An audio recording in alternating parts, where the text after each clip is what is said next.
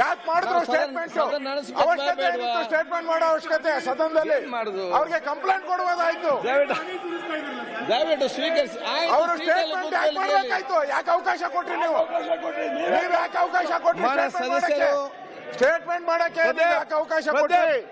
ಇವತ್ತು ಸಂವಿಧಾನವನ್ನು ಉಲ್ಲಂಘನೆ ಮಾಡಿ ಮುಖ್ಯಮಂತ್ರಿಗಳು ರಾಜೀನಾಮೆ ಮುಖ್ಯಮಂತ್ರಿಗಳ ರೆಸ್ಪಾನ್ಸಿಬಿಲಿಟಿ ಇದೆ. ಮುಖ್ಯಮಂತ್ರಿ ರಾಜೀನಾಮೆ ಕೊಡಬೇಕು.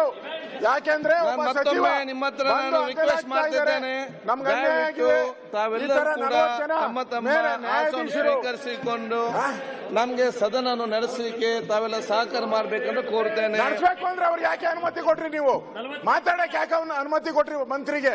ಅದ್ರ ಮೇಲೆ ಕ್ರಮ ಮಾಡ್ಬೇಕಲ್ಲ ನೀವು. ನಿಮ್ ಜವಾಬ್ದಾರಿ ಎಲ್ಲ ಕೂತ್ಕೊಂಡು ಮಾತಾಡ್ಬೇಕಲ್ಲ. ಇಲ್ಲಿ ನೀವೇನಂತ ಮಾಡ್ತೀರಿ? ನಾವು ಕೂತ್ಕೊಂಡೆ ಮಾತಾಡಿದ್ದು, ನೀವು ಅದಕ್ಕೆ ಕೇಳೇ ಇಲ್ಲಲ್ಲ. ನೀವು ಮಾನ್ಯ ಸದಸ್ಯರೇ, ಬೆಳಿಗ್ಗೆ ಸಂಭವಿಸಿದ ಘಟನೆ ನಮ್ಗೆಲ್ಲರೂ ಕೂಡ ಅತ್ಯಂತ ನೋವುಂಟು ಮಾಡಿದೆ ಮತ್ತು ವಿಷಾದನೀಯ. ಈ ಪೀಠ ಕೇವಲ ಒಂದು ಕುರ್ಚಿ ಅಲ್ಲ, ಇದು ಪ್ರಜಾಪ್ರಭುತ್ವದ ಪ್ರತೀಕವಾಗಿದೆ, ಸತ್ಯ ಮತ್ತು ನ್ಯಾಯದ ಸಂಕೇತವಾಗಿದೆ. ಈ ಪೀಠದಲ್ಲಿ ಕುಳಿತು ಮಾತಾಡುವ ದೊಡ್ಡ ಗೌರವ ಮತ್ತು ಪ್ರತಿಯೊಬ್ಬ ಸದಸ್ಯರು ಈ ಪೀಠದ ಮಹತ್ವವನ್ನು ಪಾವಿತ್ರ್ಯತೆಯನ್ನು ಕಾಪಾಡಬೇಕು. ನಾವು ನಮ್ಮ ಕಾರ್ಯಗಳನ್ನು ಮಾತುಗಳನ್ನು ನುಡಿಗಳನ್ನು ಎಚ್ಚರಿಕೆಯಿಂದ ನಡೆಸಬೇಕು. ಏಕೆಂದರೆ ನಮ್ಮ ಅವಸರದ ಅಹಿತಕರ ಕೃತ್ಯದ ಪೀಠ ಗೌರವಕ್ಕೆ ಧಕ್ಕೆ ಮಾಡಬಾರದು. ನಾವ್ಯಾರು ಕೂಡ ಪೀಠಕ್ಕಿಂತ ದೊಡ್ಡವರಲ್ಲ. ತಮ್ಮ ವೈಯಕ್ತಿಕ ಭಾವನೆ ಪೀಠದ ಮೇಲಿನ ಗೌರವಕ್ಕಿಂತ ದೊಡ್ಡದಾಗಬಾರದು. ಯಾಕೆ ಮಾಡಿದ್ರು ಸ್ಟೇಟ್ಮೆಂಟ್ ಮಾಡೋ ಅವಶ್ಯಕತೆ ಸದನದಲ್ಲಿ ಅವ್ರಿಗೆ ಕಂಪ್ಲೇಂಟ್ ಕೊಡುವುದಾಯ್ತು. ದಯವಿಟ್ಟು ಸ್ವೀಕರಿಸಿ. ಅವರು ಸ್ಟೇಟ್ಮೆಂಟ್ ಯಾಕೆ ಮಾಡಬೇಕಾಯ್ತು? ಯಾಕೆ ಅವಕಾಶ ಕೊಟ್ರಿ? ನೀವು ಯಾಕೆ ಅವಕಾಶ ಕೊಟ್ರಿ ಸ್ಟೇಟ್ಮೆಂಟ್ ಮಾಡಕ್ಕೆ? ಯಾಕೆ ಅವಕಾಶ ಕೊಟ್ರಿ?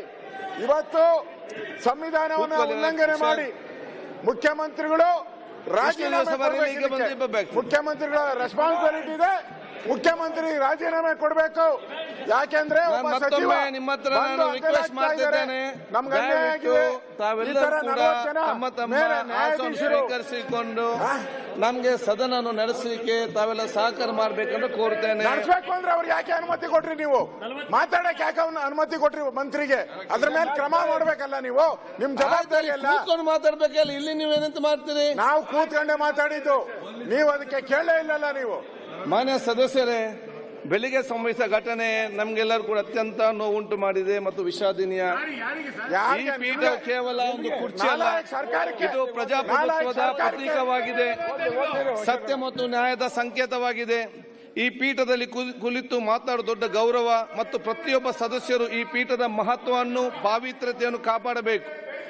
ನಾವು ನಮ್ಮ ಕಾರ್ಯಗಳನ್ನು ಮಾತುಗಳನ್ನು ನುಡಿಗಳನ್ನು ಎಚ್ಚರಿಕೆಯಿಂದ ನಡೆಸಬೇಕು. ಏಕೆಂದರೆ ನಮ್ಮ ಅವಸರದ ಅಹಿತಕರ ಕೃತ್ಯದ ಪೀಠ ಗೌರವಕ್ಕೆ ಧಕ್ಕೆ ಮಾಡಬಾರದು. ನಾವ್ಯಾರು ಕೂಡ ಪೀಠಕ್ಕಿಂತ ದೊಡ್ಡವರಲ್ಲ.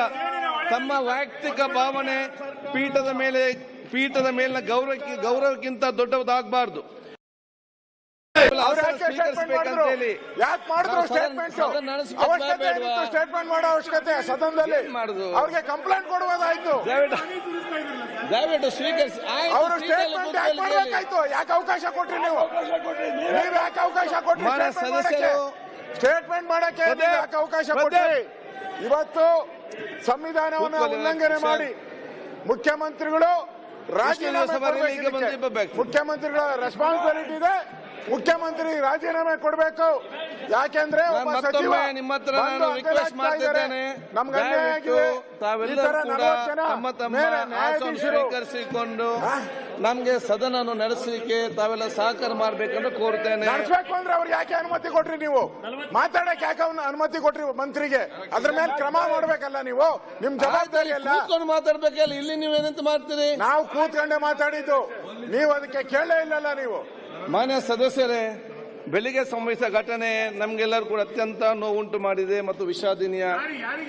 ಈ ಪೀಠ ಕೇವಲ ಒಂದು ಕುರ್ಚಿ ಅಲ್ಲ, ಇದು ಪ್ರಜಾಪ್ರಭುತ್ವದ ಪ್ರತೀಕವಾಗಿದೆ, ಸತ್ಯ ಮತ್ತು ನ್ಯಾಯದ ಸಂಕೇತವಾಗಿದೆ. ಈ ಪೀಠದಲ್ಲಿ ಕುಳಿತು ಮಾತಾಡುವ ದೊಡ್ಡ ಗೌರವ ಮತ್ತು ಪ್ರತಿಯೊಬ್ಬ ಸದಸ್ಯರು ಈ ಪೀಠದ ಮಹತ್ವವನ್ನು ಪಾವಿತ್ರ್ಯತೆಯನ್ನು ಕಾಪಾಡಬೇಕು. ನಾವು ನಮ್ಮ ಕಾರ್ಯಗಳನ್ನು ಮಾತುಗಳನ್ನು ನುಡಿಗಳನ್ನು ಎಚ್ಚರಿಕೆಯಿಂದ ನಡೆಸಬೇಕು. ಏಕೆಂದರೆ ನಮ್ಮ ಅವಸರದ ಅಹಿತಕರ ಕೃತ್ಯದ ಪೀಠ ಗೌರವಕ್ಕೆ ಧಕ್ಕೆ ಮಾಡಬಾರದು. ನಾವ್ಯಾರು ಕೂಡ ಪೀಠಕ್ಕಿಂತ ದೊಡ್ಡವರಲ್ಲ. ತಮ್ಮ ವೈಯಕ್ತಿಕ ಭಾವನೆ ಪೀಠದ ಮೇಲಿನ ಗೌರವಕ್ಕಿಂತ ದೊಡ್ಡದಾಗಬಾರದು. ಹೆಚ್ಚಿನ ವಿಡಿಯೋಗಳಿಗೆ ಪ್ರತಿಧ್ವನಿ ಯೂಟ್ಯೂಬ್ ಚಾನೆಲ್ ಸಬ್ಸ್ಕ್ರೈಬ್ ಮಾಡಿ, ಬೆಲ್ ಐಕಾನ್ ಕ್ಲಿಕ್ ಮಾಡಿ.